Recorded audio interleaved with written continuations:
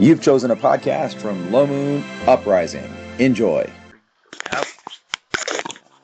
All right, this is Palace Paiges, the first episode in February of 2025, which is season 24, and I don't know the episode number.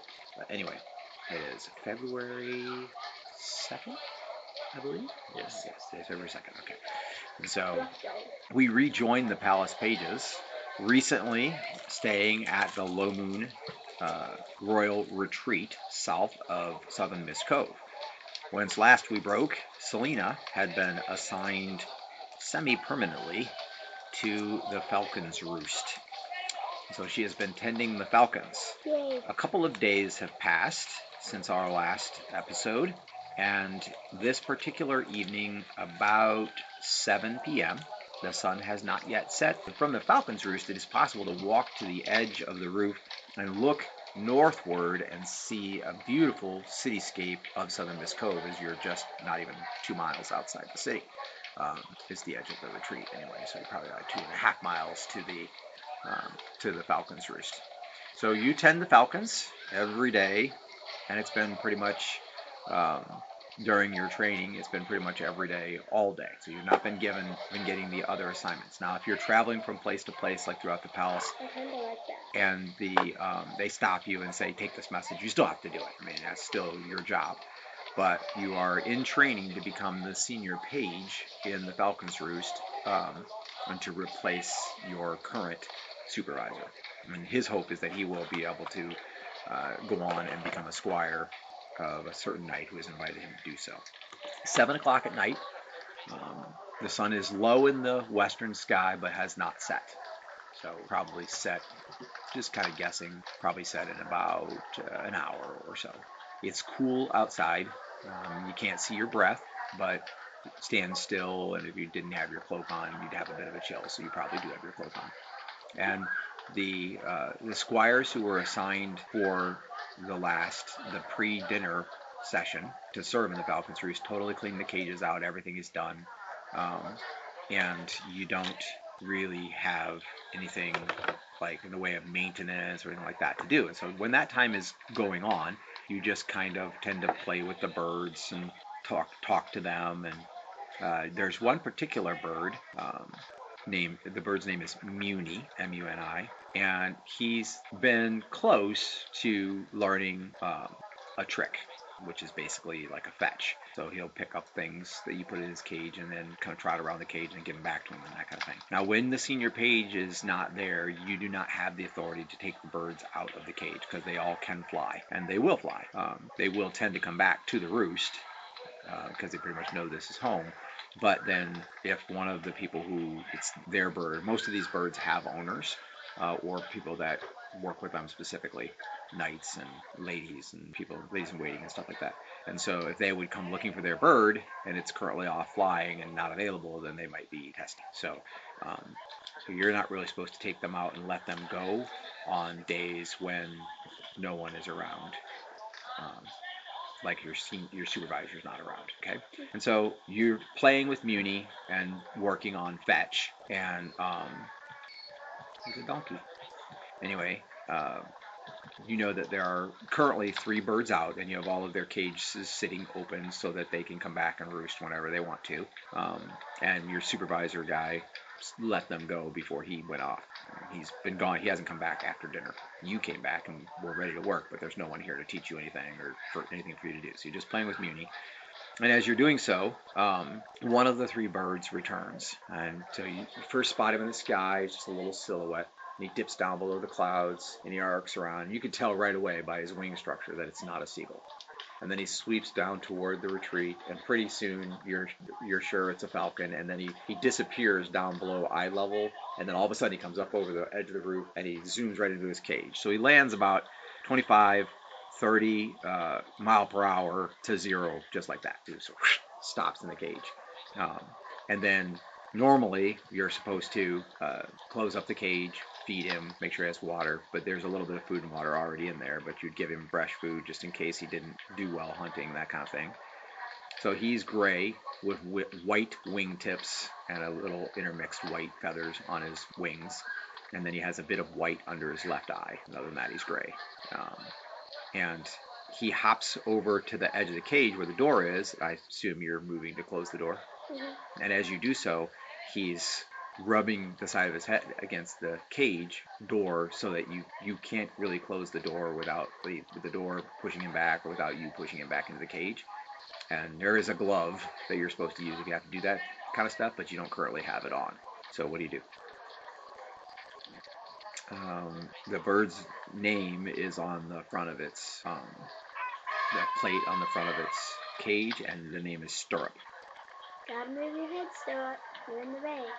He shakes his head no and actually steps a little bit further out, so now his head and his neck are in the way, and he screeches.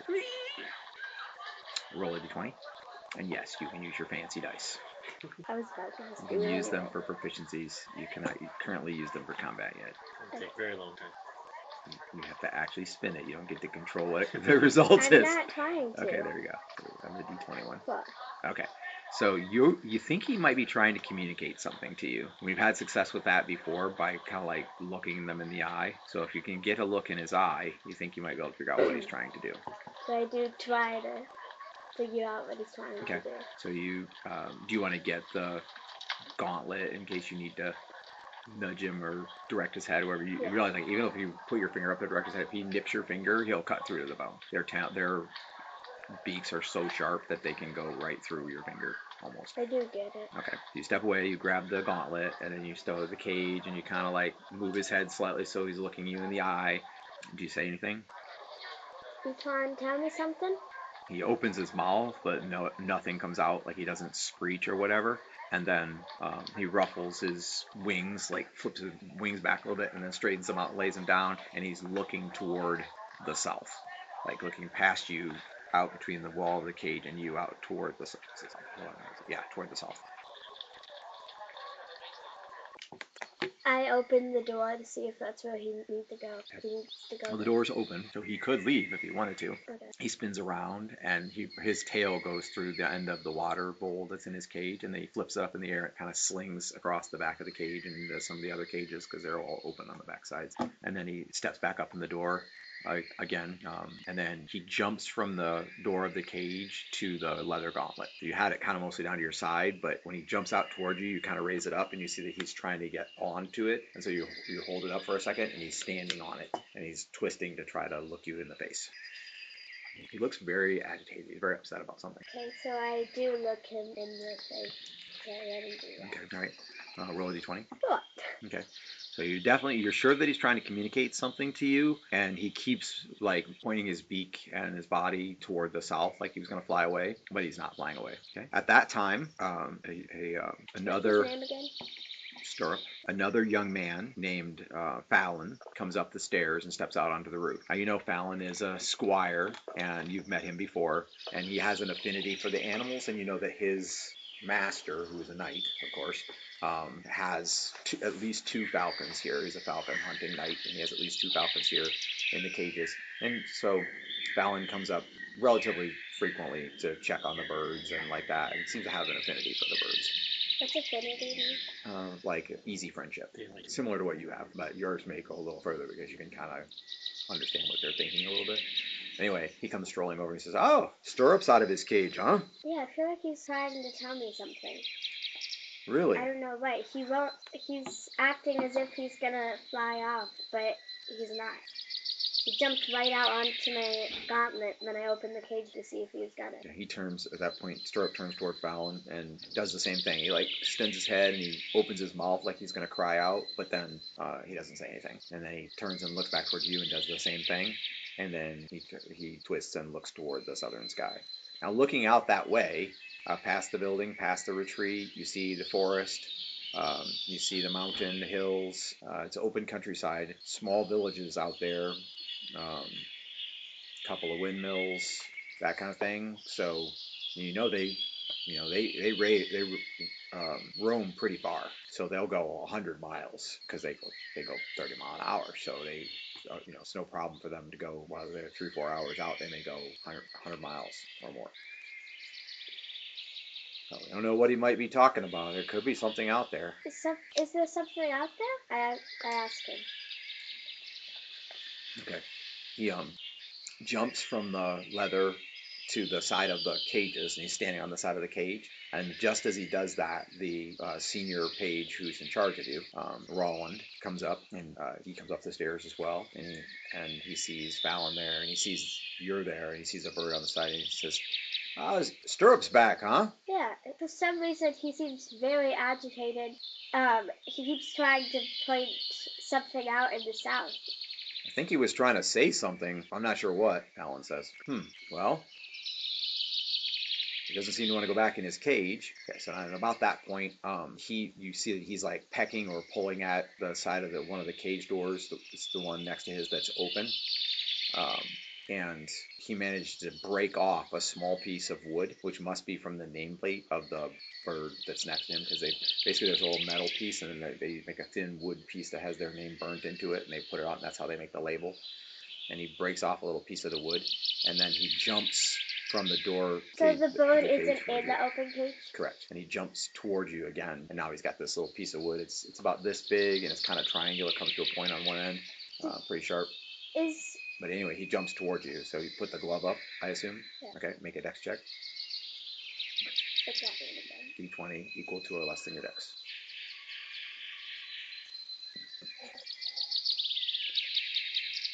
8. Okay, no problem. You put the glove up, he lands on the glove, and then he tosses the wood up, catches it again to get a better grip on it, and then he extends the wood towards you, and you can see it's definitely part of the nameplate for the cage. Is something wrong with him? Okay. That Falcon? I feel like if I keep getting this wrong, he's gonna get frustrated. Okay. He drops the wood, and he lowers his head down toward you, and you're pretty sure he's saying yes.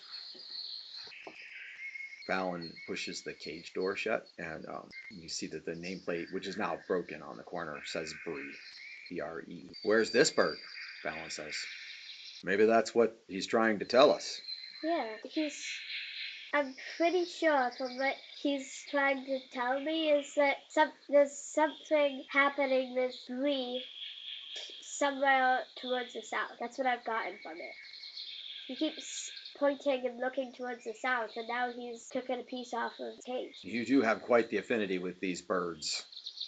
And you've said before that you thought you could kind of understand what they're thinking. Try to release him to the south and see what happens. Okay, so You've done it a few times before. Basically, you just raise the gauntlet with kind of a tossing motion, and then they flutter their wings, and they realize they're losing their balance, so they take flight. Okay, when you do that, he flies, but he stops on the edge of the roof, and he looks back, and he goes like this with his head. Do you want me to follow you?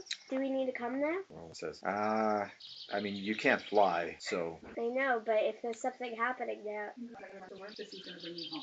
Okay? Fallon says, At least we know it's something in the south. Maybe I could go see if I could track the bird once it's released. I'd have to get permission, but I've got a pretty fast horse, and she's due for a ride out. I think Bree is probably overdue. Could be sick, something. Oh, God. Not unheard of for one bird to look out for another, especially coming out of the roost. You go see if you're allowed to go. And do you have a horse? No, but I own a mule. That would do. And my friend Dan also owns a horse. He's off right now, though. Why don't you go down, ready the mule, and see what the bird does. Okay. Just leave him here? Give me the glove. Okay, hand it off to him. Okay. She's going to follow you. She has to get the mule. I don't know if he understands. You think? I don't know. I'll be back, Stirrup. Okay, so you go down to the stables and you're readying the mule. Okay. It takes you time to get there, time to get the mule out, time to get your saddle and everything, because it's not stored together. Yep. And you take him an apple. So if you have an apple on your character sheet, you can mark it off. I have 2. Okay, you can mark it off and give him one of your apples.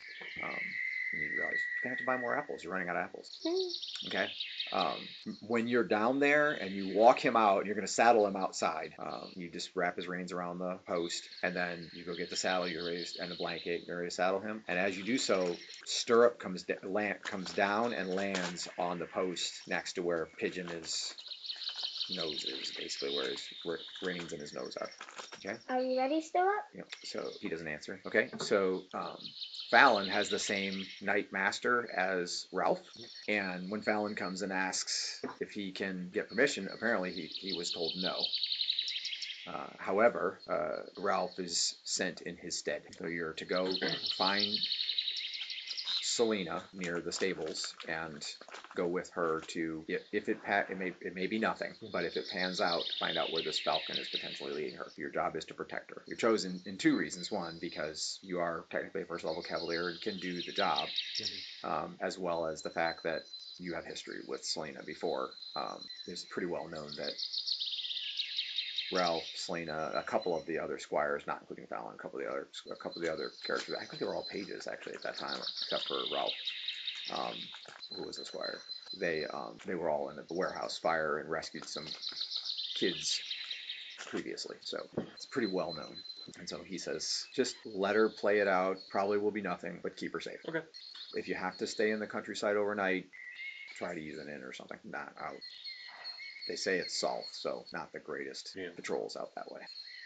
Okay. Hopefully it's nothing. All right. So Ralph comes up while you're just got your stables, or just got your saddle on, and you flip the stirrup up, and you reach under the belt and pull it down tight. Make sure it's good and buckled. Throw it down, and you look at it when you're like basically ready to go. Pigeon and the Falcon seem to have a little bit of interaction. Like Pigeon edges to the right and kind of pushes the Falcon aside, like he's trying to get him further away. And the Falcon, he goes back to standing where he was, and now the Falcon's like a foot away. And then as you throw the actual saddle on and you're checking his hooves and stuff like that, he moves over again and he bumps the Falcon further over. So Falcon's all the way over now on the end rail, the post where the rail connects, and then he goes back to standing where he was. So basically, he moved him about as far away as he could go without being off the rail. He's not going to hurt you. And you realize that Stirrup practiced great restraint to not bite him, because if he nipped him on the nose, it would hurt really bad. Okay? And Ralph walks up. You remember Ralph from before. Hey, Ralph. Hi, Selena. He's pulling the reins of his horse coming out the stable. I've been sent instead of Fallon to escort you south. That's even better. Fallon's nice enough, but you don't really like him or anything. So going with somebody that you know you can trust is always better. Okay? Moments later, the two of you are riding out the south gate of the royal retreat. The sun is just about to set on your right-hand side. You can see the southern sea to your left as you're headed downhill. You do not, you can't hear the waves crashing because it's some distance away, but you can see them. You can see the ripples in the water and the frothing white, probably about 2 miles away. And as night is rapidly approaching, already in the dark recesses of the copses of trees and so on, the insects have begun to scree and chirp and whatnot. Okay, go back to the right. Get cicada. I need to learn how to do a cicada. If you don't want to miss any of the story, Low Moon Origins, Uprising, or Outsiders, like and follow our podcast. Please share it with friends. I should do it with Colin. Okay. So at first, Stirrup takes off to the south, and you kind of lose sight of the bird almost immediately. So not knowing what to do for sure, you just continue to follow the road to the south. After about half an hour riding, the edge of the sun is at the horizon to the west, and the road turns away from the shore. So now there are rocky hills and trees to your left, and you can't see the sea anymore. You realize that, a couple 100 miles down this road, you run into New Etra. So you'll actually be out of Low Moon. And New Etra is known to be less civilized. There's a lot more humanoid races, half-elves, a lot of half-elves, halflings, and gnomes, but especially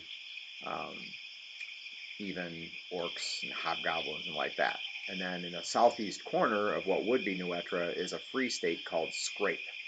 And anything within about 100 miles of there is subject to death. It's very awkward. A couple of times the Lomelian army, before New Etra was established, they mobilized to wipe it out. It's like a pirate's den with a bunch of humanoids and stuff like that. And it's hard to approach from the sea unless you know what you're doing. And a couple of times they tried to wipe it out, but failed. Or they wiped it out temporarily, and then it reformed because all the humanoids whatnot fled into the wilderness and then came back. And so it's down there, but that should be several hundred miles away, which means it would take you like days to get there. If you rode 15, 16 hours a day, it would probably take like 4 days, 4 days. Okay, and you're not going to do that. So if the bird's going that far, um, you don't know much about birds, like how far it might be going. It seems to go really fast, and then it seems to be kind of like coming back. So after that half an hour, it does fly back into view, and it actually flies a long, lazy arc around behind you until it's probably half mile behind you, and then it flies past you overhead again along the road to the southeast. Yeah, I asked him, though, he does that. Almost there? Okay, he does not respond. So, All all right, and so the same experience takes place several times, even to the point that now it is dark. So the sun has set. Do we know of any civilization or? Yeah, so you passed a village already, and you'll see several more along this road. It's a civilized area. Farms are on both sides of the roads. What are we gonna do about him though? Maybe the next time he comes around, we'll have to go into the village. He's gotta Probably. stop. We should definitely find an inn and not be out in the open. Yeah, the only way you could get him to come down and land and come to you to like stay in an inn or something would be if you have a glove, because he's trained to come down for the glove. If you put your arm up and he comes down, there's a half decent chance he'll tear up your arm. So he might be able to do it with his armor. He does have like metal gauntlets for his hands, with plate mail, his chain sleeves, and then metal gauntlets. So he might be able to put up his gauntlet, and maybe Stirrup as a male, would come down to try it. In any case, there's nowhere to stop right now anyway, so you continue down the road. Once we find a place to stop, we're gonna have to. Okay. So you are approaching another village. You don't know the name of it, and there's no sign on the road that says like now entering such and such or anything like that. So the village is about 10 buildings. There is a house that looks kind of like a boarding house. There's no tavern or inn. But there's a house in the middle of town. It's the largest building. It's a story and a half. Has a peaked roof with ceramic tiles for roofing, and then it has a porch with rails on the front. And there are a few horses already tied up there. It does not have a corral or a stables affiliated with it. So probably whoever's staying there will probably leave their horses tied up out front overnight, which isn't the greatest arrangement for horses, but it's better than nothing. And you see that the horses that are out front do not have their saddles on. So probably they took their saddles inside. But you do not currently see the bird. So as you're passing the house, you see there is a window in the front, and it's Southern Miss Cove technology, so it actually has glass in it, has the beams across with actual glass window. You see paisley colored curtains on the inside, little flowers, pink curtains with blue flowers, and then behind that you can see people sitting at a table eating.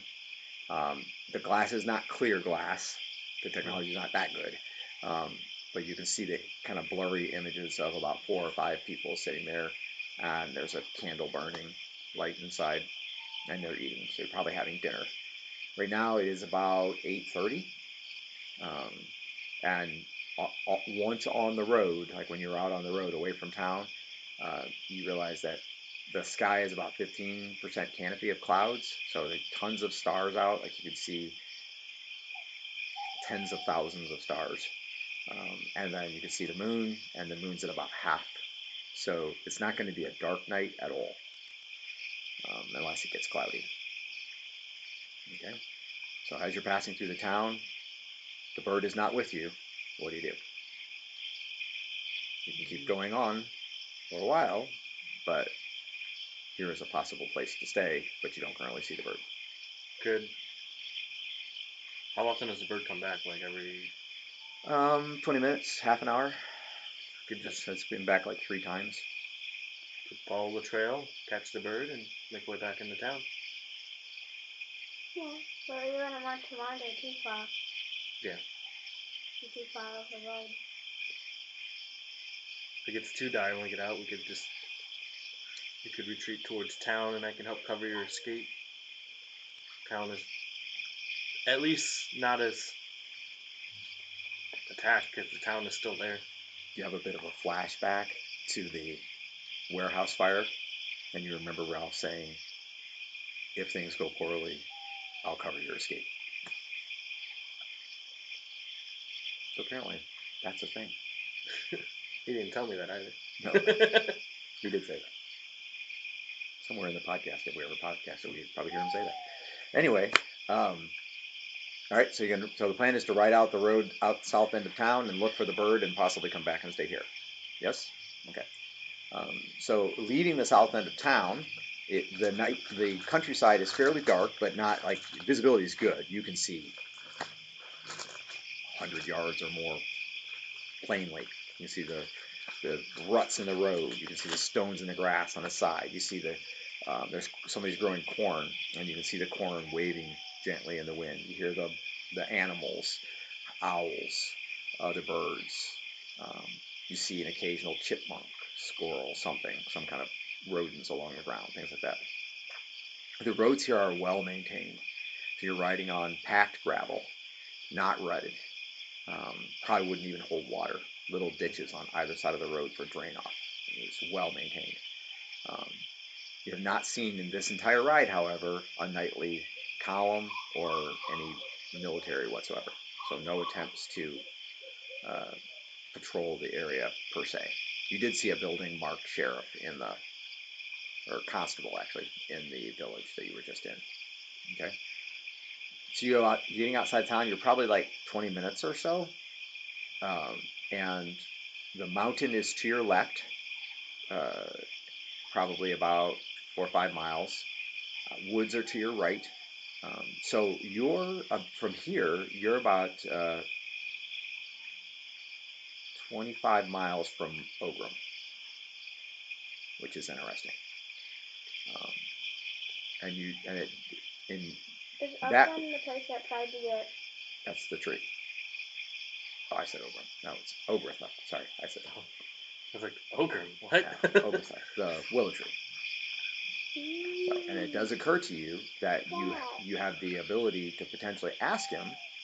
Maybe he knows something about where the bird is going. The problem is you would have to use 2 stones to do it, and you only have 3.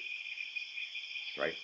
Or no, each one allows you to do it once. So you could use 1 stone, you'd have 2 left over. That's it.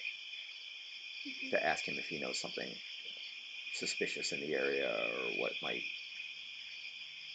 lie in store, if there's any enemies around or anything. What about him? Yeah, you'd probably have to get yourself away from it briefly if you didn't want to give up the fact that you have that ability.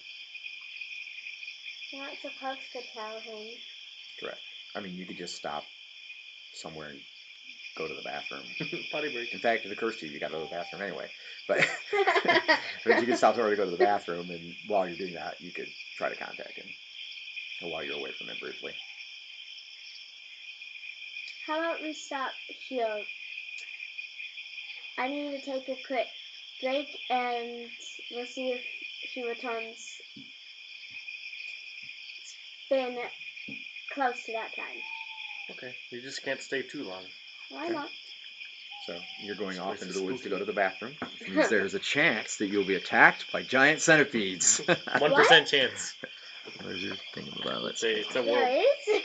Always. You go to the bathroom in the woods, there's always a chance. That's the percentile basically. It's a running joke now, because every time, like, we had multiple times in a row where someone went to the bathroom and got attacked by centipedes. Jake was one of them.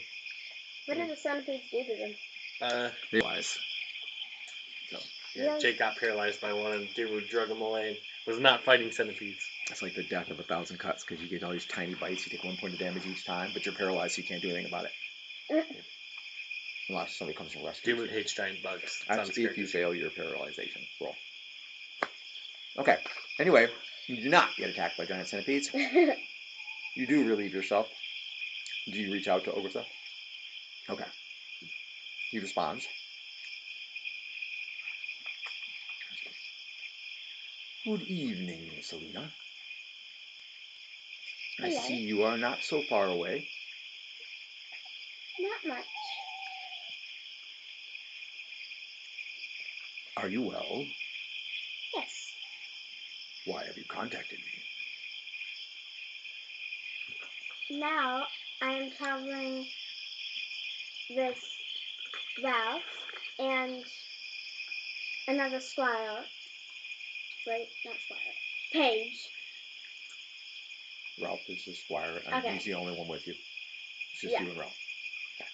I'm traveling with a Squire Ralph, and we are following aboard. What was his name again? Stirrup. We are following Stirrup. He's a falcon of the falconry, and something seems to be very wrong. Right now, we are waiting for his return. I was wondering if you had seen him or seen anything with a bird named Bree. Bree. I'm so bad with falcon names. Unfortunately, I don't have much interaction with birds unless they are nesting in the branches of my friends.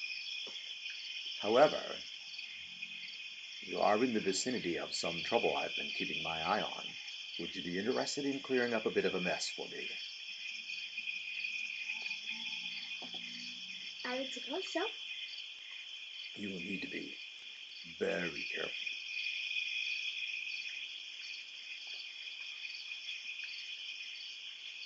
I wouldn't ask.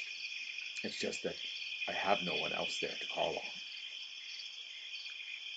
Dan is not with me right now, and Ralph has no clue about you at the moment.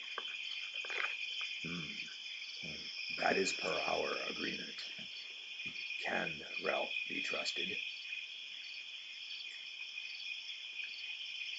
I would believe so. We've been through much together, and I see how humble he is. I trust him. You may share the information with him, but do not tell him anything about me. Yes. As I said before, the more men know about me, the more dangerous it becomes. I have tried in the past.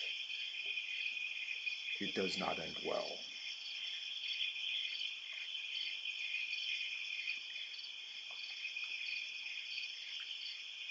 Do you know your north and south?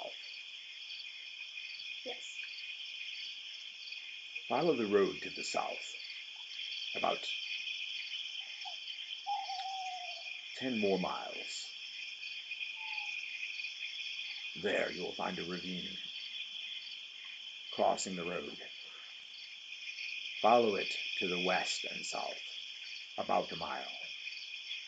There in the wood, a beast man has taken up residence. He is terrorizing the surrounding animals, and even the villagers, I understand. He is rotten to the core. Deal with him, but be careful. He is powerful. If you cannot deal with him with the help of Ralph, then retreat, and we will find another way.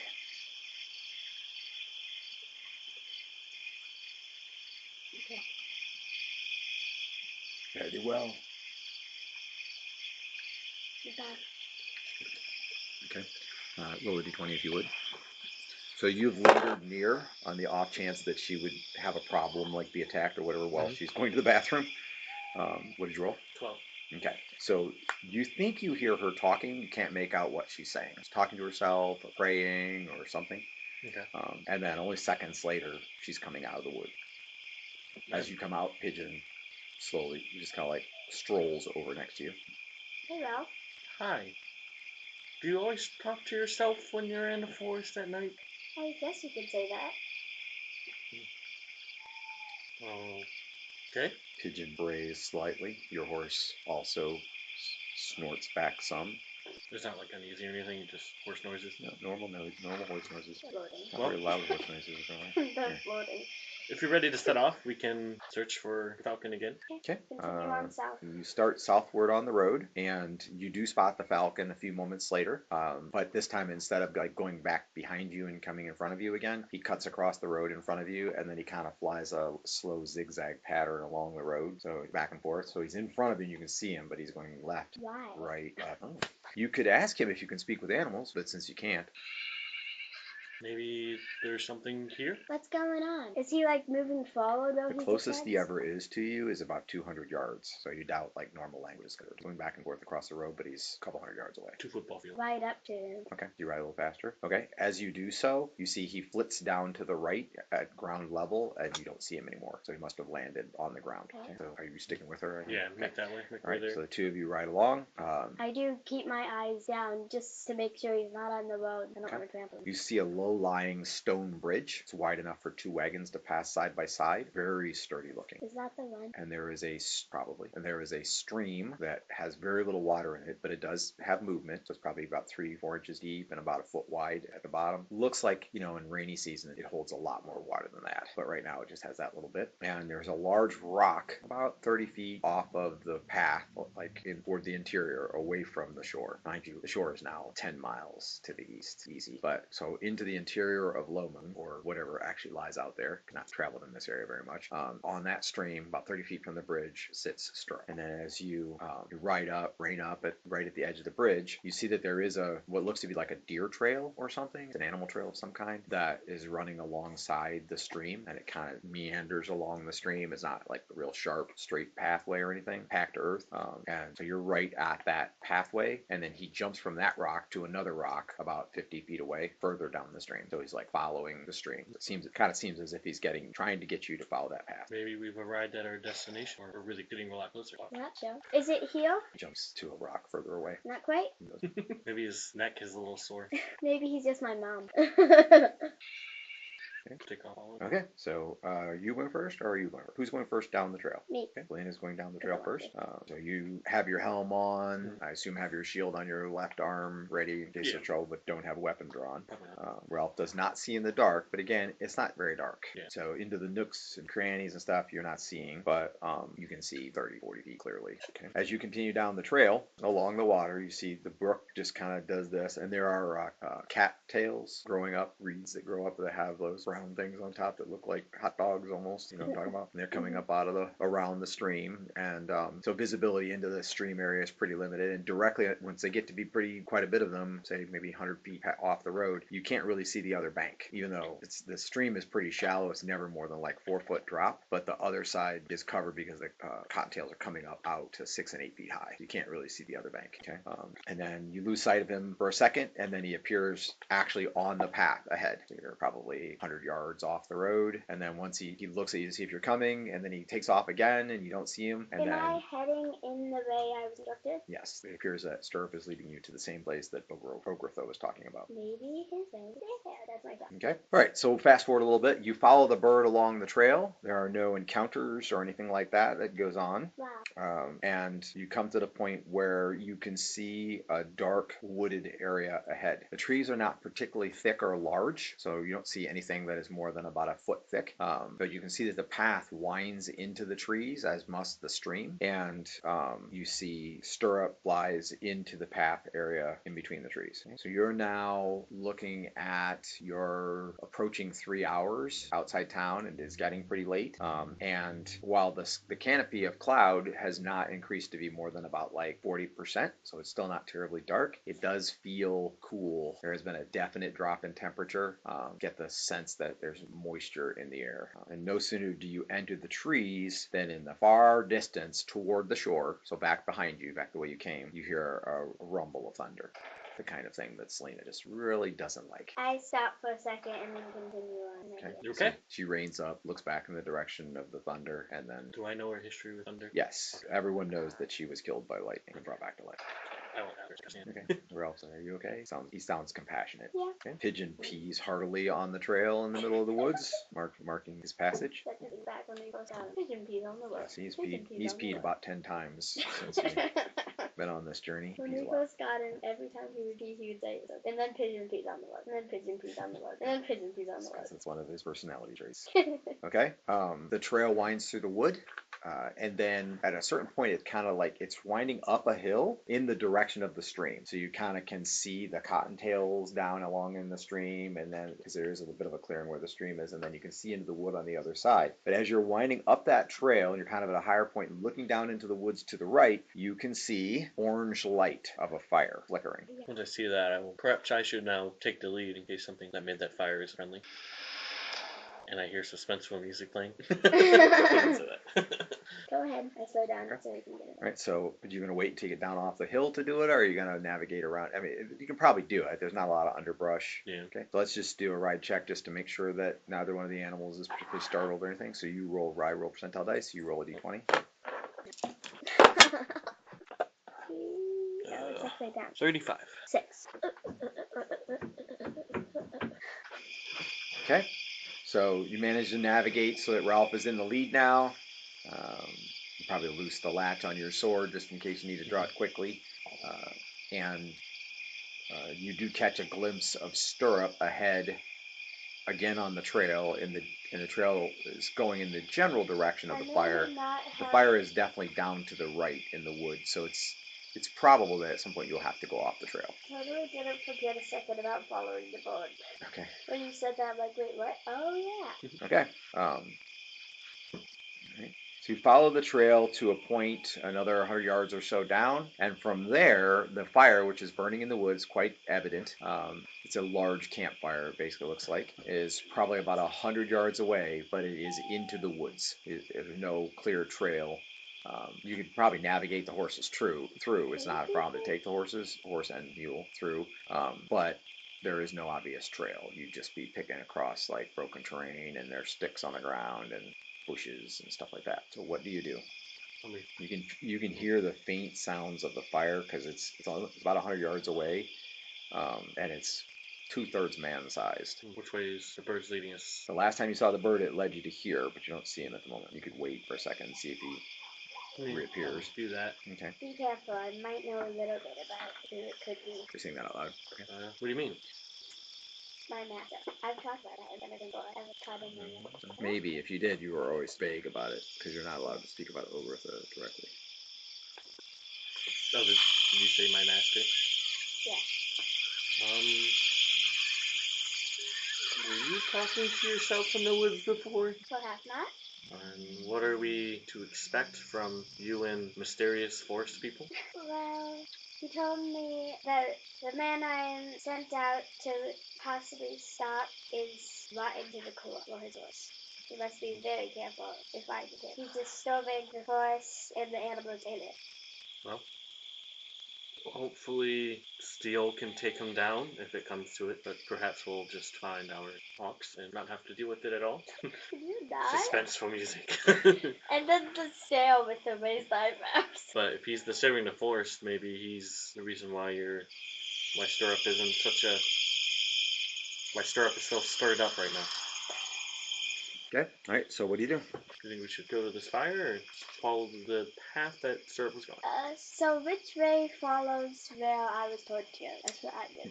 By generic direction, you are in the area where you were told to go. Now I know I'm in the place I'm supposed to be, at least according to his directions. Well, we could approach the fire. It could be this miscreant causing issues in the woods, or it could just be a hunter or a ranger or a hermit. With the fire the size of men, multiple. Both of you roll a d20 if you would. You're gonna make us bow, don't you? I rolled 18. 2. We're like opposite. Selena notices that the forest sounds have become greatly suppressed. Part of it could be because you were here, but even it seemed like it happened after you were here. So it got quiet. There's still some, but they're more distant. So like all the animals in this area, the bugs chirping, everything all sort of stopped. But I was just like completely quiet. Okay. Both of you can roll another d20. I draw the sword somewhat quietly. Slowly draws his sword out of its sheath. 14. I only know like the low and you're like the high. You're gonna learn really, really quickly that I roll whatever number I don't want. Okay, I'm gonna roll the number I don't want. Yay, I got the number I wanted. Happens way more than you think with me. There you go. That is unsheathed slow. Which is why I play characters that are very good at escaping. I generally am going to need to escape most combats. Okay, so no, what did you roll?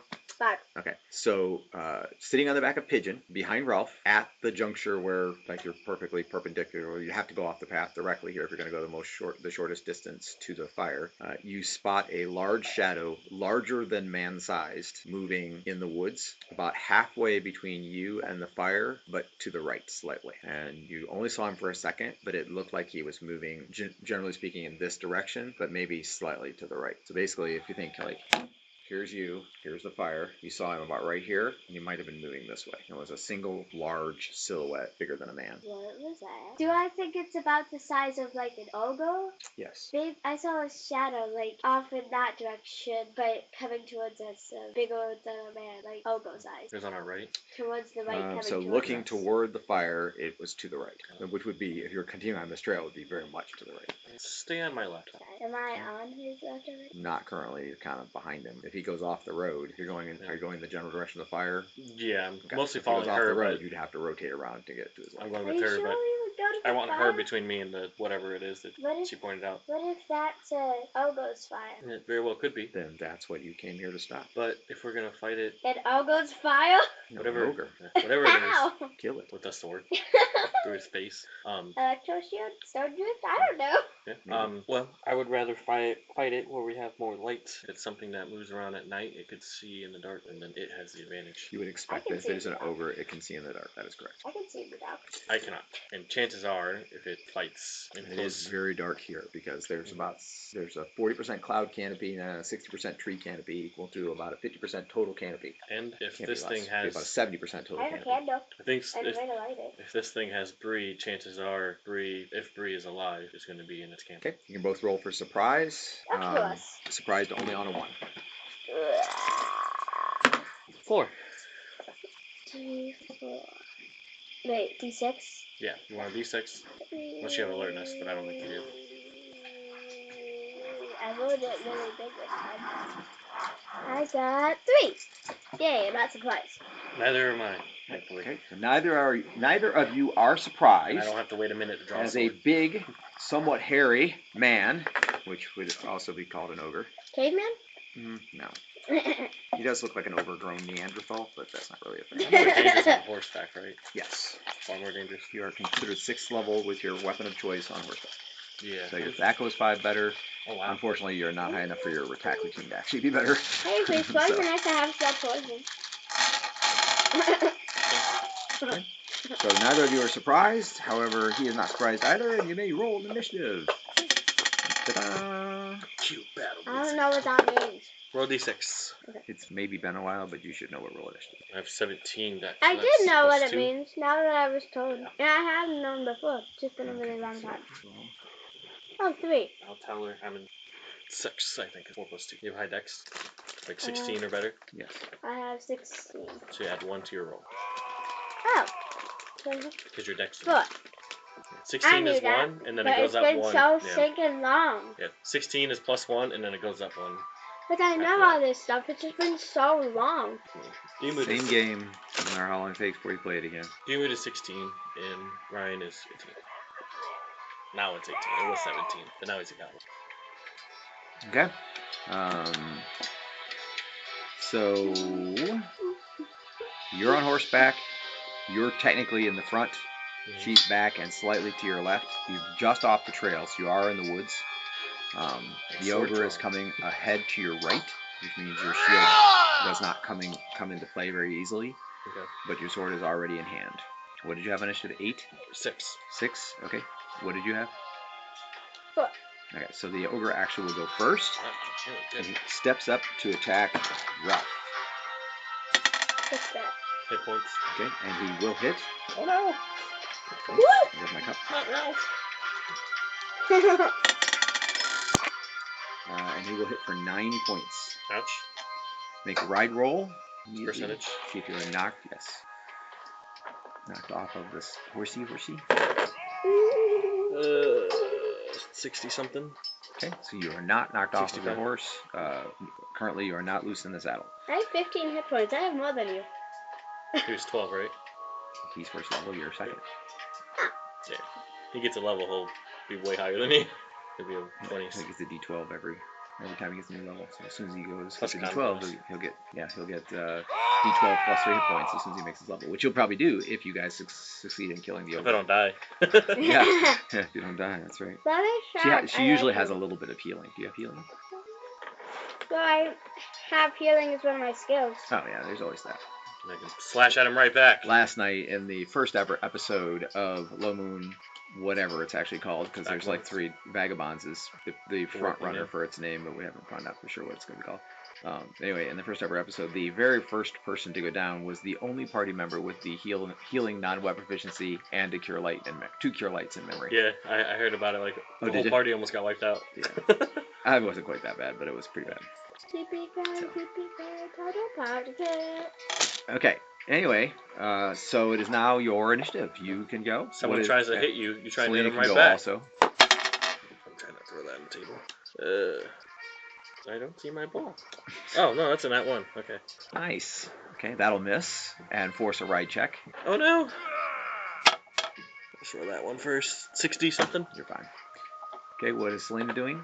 The ogre attacked Ralph. A hearty smack with a club. Oh. Oh yeah, I'm gonna check There's for no structural. stone. I have entangled. Yes, That actually, 1/8 structural. Oh no. is a stone. I don't think so, right? These will be an Also- 8. Not here. Can we 1/8. see right now? Yes. Yeah. Pretty much. It's not great, but you can see enough to fight. So I'm seeing like a little bit of improvisation. You Oh, can no, see him no. for sure. You'd be able to see him. So you're full-blooded elf, so you can use normal vision or infravision or both, essentially. So You definitely you're can seeing see. perfectly fine. He does appear to be the only assailant. There's only one Most ogre. of my Thank goodness. second level spells are useless. I have Stone Drift and Slow Poison on second level. And then I have Electric Shield and Entangle. Entangle could be very perfect. I might. Yeah, Don't I have qualms about the I'll do grace? I'll do that. I mean, My horse doesn't. probably normally, but not necessarily an ogre. I'll do that. Ogre. I crossed it out. They're Terrible. eat people. So and people that eat people don't get much mercy. So you could Cannibal. missile fire. So they're cannibals. Okay, so are you going to attempt to entangle him? Yeah. Okay. Oops. What was your initiative? 2, Oh, 4. actually, you could have done it this way. But remember, you can use your spells instantaneously in missile fire. You might can have use your saved her when spells you get hit. before anyone can melee attack. Right. Anyway, so all right. So the brush and even the trees around him bend down and they begin to like inhibit his movement. They're pushing back on him, trying to tie up his legs like that. But he is not fully entangled. So he can move and is pressing forward to get up onto the trail and out of the bushes. Can I position myself Don't away I that he's have facing the shield? something from the stones? I own something when I got my third stone. It was a bonus to a stat, I believe. Yeah. So I have a temporary bonus to a stat. And here's the spell noise. That was pretty cool. Okay. Anyway, so so you also could still like try to smack him with your staff if you wanted. Yeah. You will need a ride check to maneuver your mule into position. I'm sure I don't think he'll give me much trouble. He kind of trusts me. Mine a warhorse or a riding horse? Light warhorse. And your mule is not really like combat ready. He's not used to being in fights, so you still have to actively control him. But if what happens if I get off? Then you don't have to worry about that anymore, but you won't be as tall. True. It doesn't really help you to fight from horseback, unless you're trying to get away.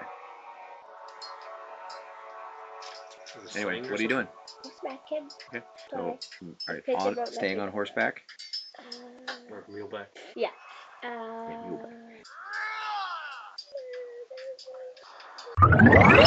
Interested in giving financially to Low Moon and support the campaign? Text LMGIVE, that's LMGIVE, to 419-419-0095.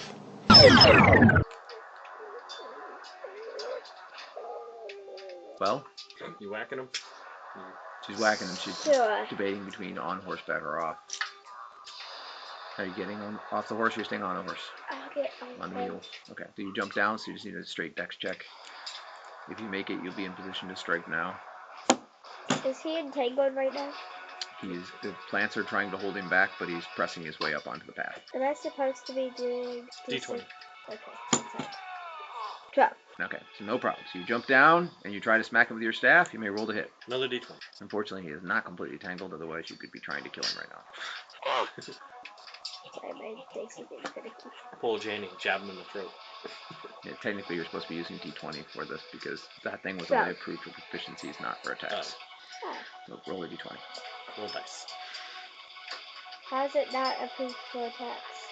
Because he said that. Because that was the ruling when you received the ruling. Oh, 15. Nice. That's 13. Gonna hit. 13. D6 damage. I don't think she gets any bonus. What's your strength? Nice. 6 points. Strength is 12. Yeah. So nothing from that. Doesn't start till The 16. staff is nothing special. Or 15. Okay, so you do 6 points of damage after mostly tangling him up.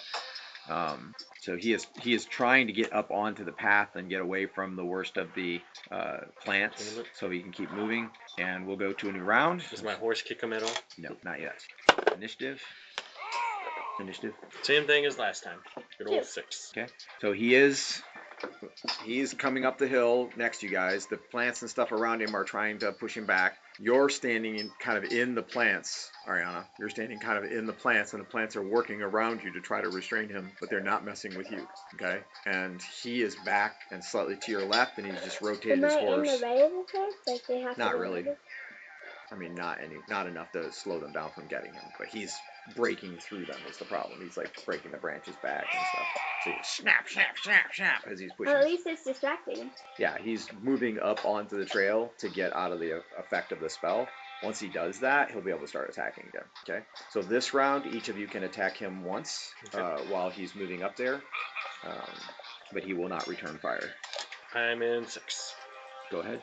Eat my blade. Did you have another filthy spell you want to ogre. do though? Because you can attack and do a spell if you want. I have electric shields. I think that's the only one that would even help. Yeah.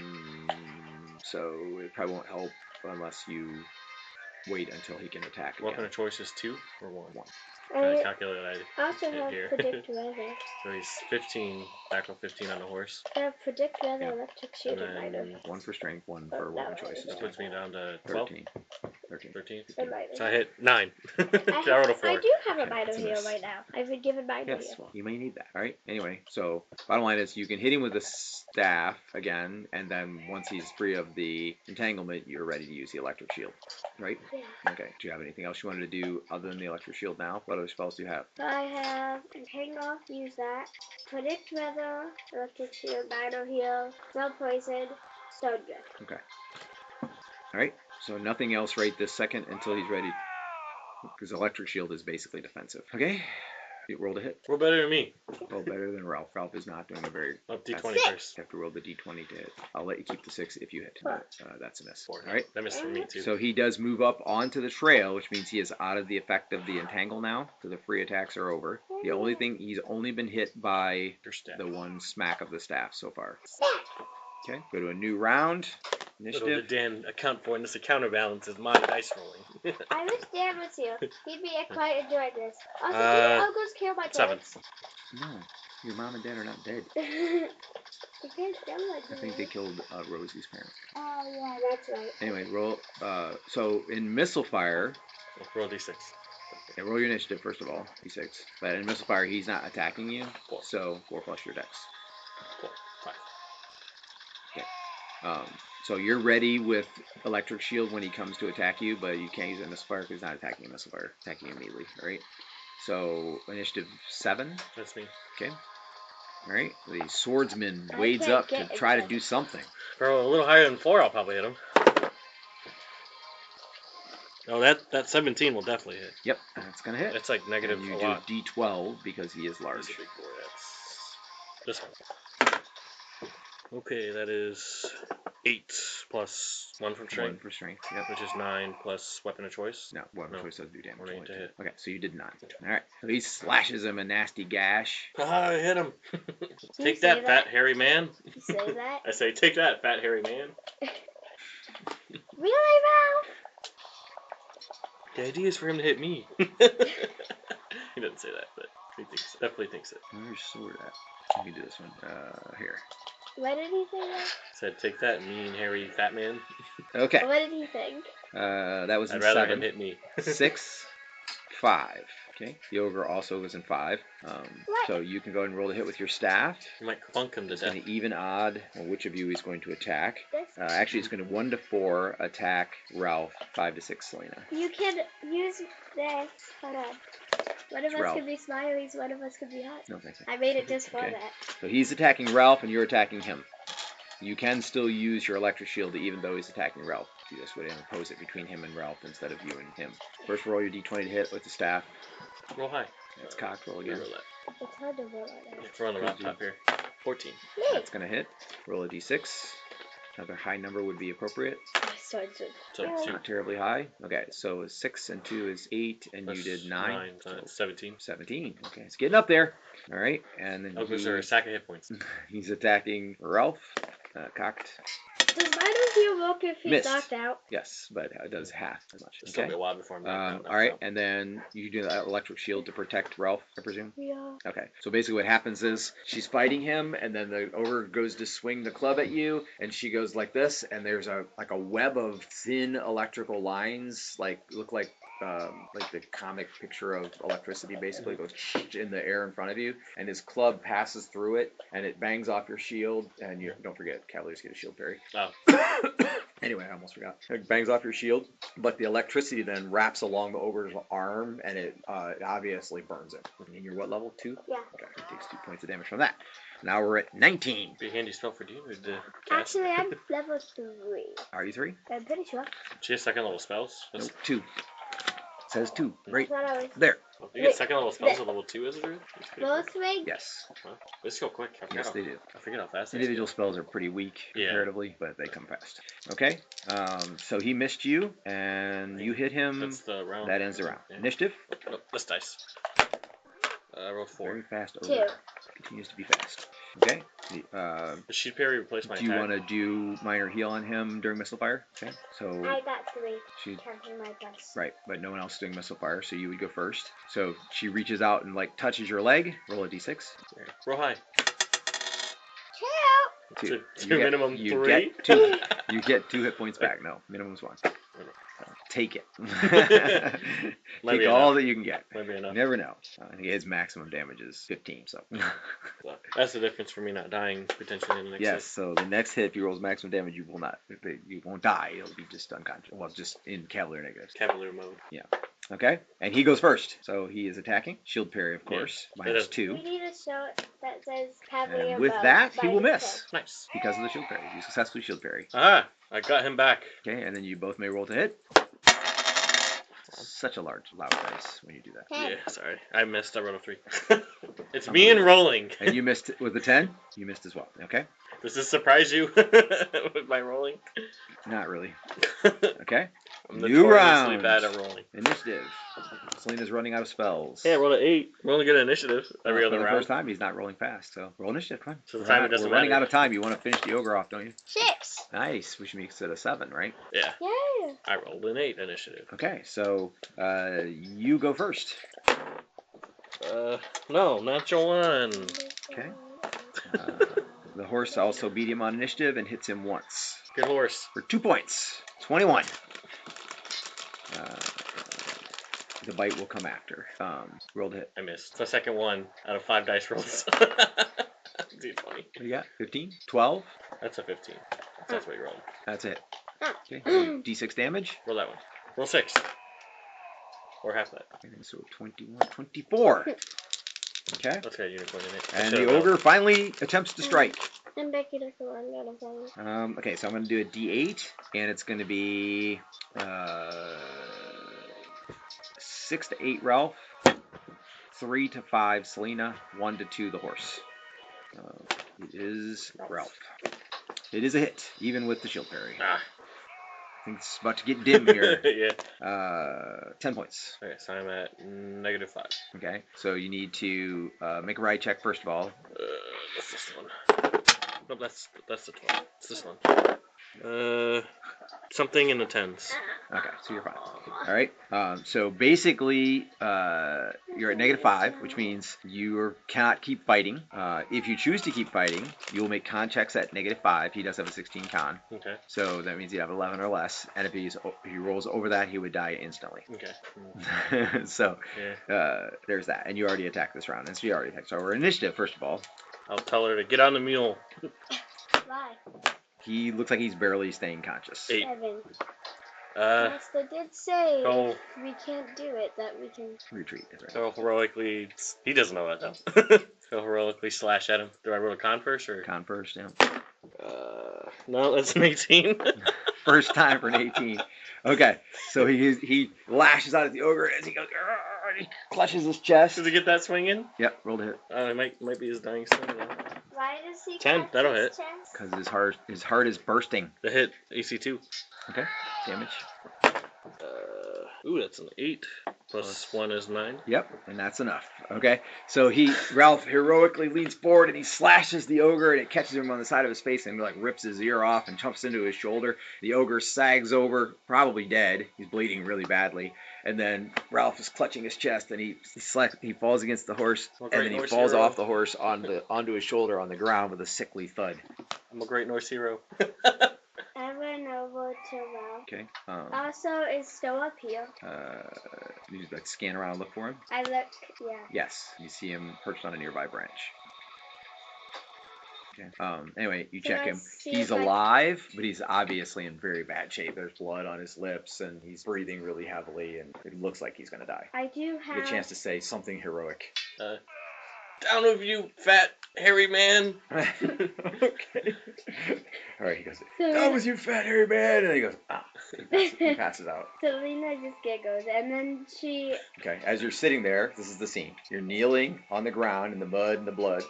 Pigeon is in the background looking down at you in concern. The warhorse has moved off a little bit. The dead ogre, kind of chopped up and battered up, whatever, lays on the trail nearby. You're on your knees and you have Ralph's head kind of like in your hands, and his eyes loll back and he croaks over and he's clearly dead, and it starts to rain. Heavy drops of rain fall on your head and on Ralph's face. What do I do? It's a good question. Swing him on the back of Pigeon? Check out Things Were Different Back Then, the origin story of Lord Victor told from a certain point of view. Yeah, or his warhorse. You could depend on whether you want to ride Pigeon or the warhorse. Or I put him on the back of his warhorse and just carry his warhorses. Yeah, you'll have to tie him on or something, probably. Yeah. He'll probably mostly stay. If you're just walking, he'll probably mostly stay on there. But I do have healing in my. Roll with healing. You can verify for sure that he's dead or dying. Yes. Yep. If you roll a natural 1, Oh. or if you roll a critical success, which is a 2 or less, I'll let you potentially save his life. This? Yep. 2 or less. Otherwise, you're just assessing him. 4. 4. 4? Nope. No, he's done. He croaked. Why? By your assessment, you think like he went beyond human limits and like he had a heart attack.